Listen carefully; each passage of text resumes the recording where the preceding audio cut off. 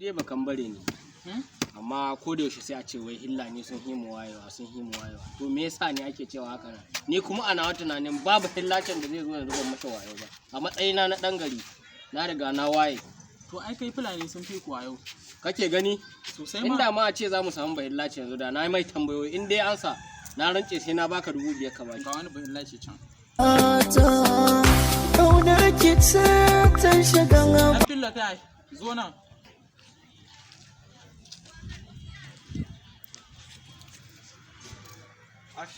Assalamu alaikum. Wa alaikum assalam. Sannun ku kowane lafiya? Barka dai. Ya gaji a aiki? Alhamdulillah. Ya ayyuka? Mun gode. Bahillaci in tambaye ka. Tambaya ni Allah sa na sani. Wai wannan ya ce wai kambari sun fi hilani wayewa. Ina ai ba zan yarda da wannan ba. Mu da muna shigo gari mu sayar ruwa mu ima da leda. Ni nan da kake gani na bakan bare ne. Zan maka tambaya idan ka bani ansa zan baka 50,000 in baka bani ansa ba kuma zaka bani 5,000. To ni a ranun Allah na yadda. Ka yadda ko? Na yadda. Ka yadda? Na yadda. Ka shirya ma tambaya ta? Na shirya. To shikenan. Yanzu ina son ka gaya mani daga ƙasa zuwa sama kilomita nawa ne?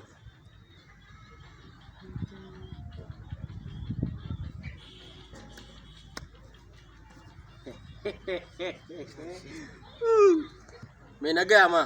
Ga nan ta tabbata magana. Ni ma yanzu gaskiya ina da tambaya da zan yi maka. Ni ma gaskiya yanzu zan yi maka nawa tambaya. To ina jin ka.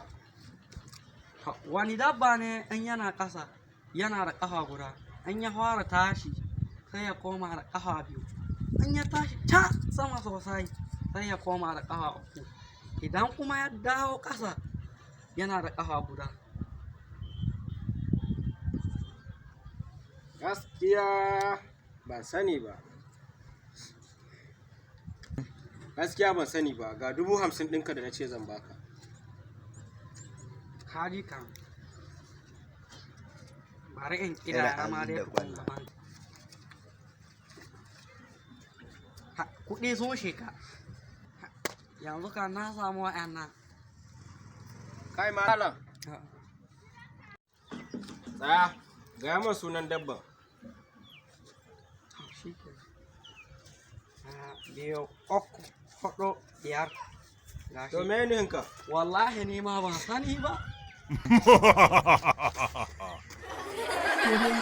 Ku danna subscribe akan channel ɗinmu da ke YouTube Yamma TV 24 domin samun wasu sababbin bidiyoyi.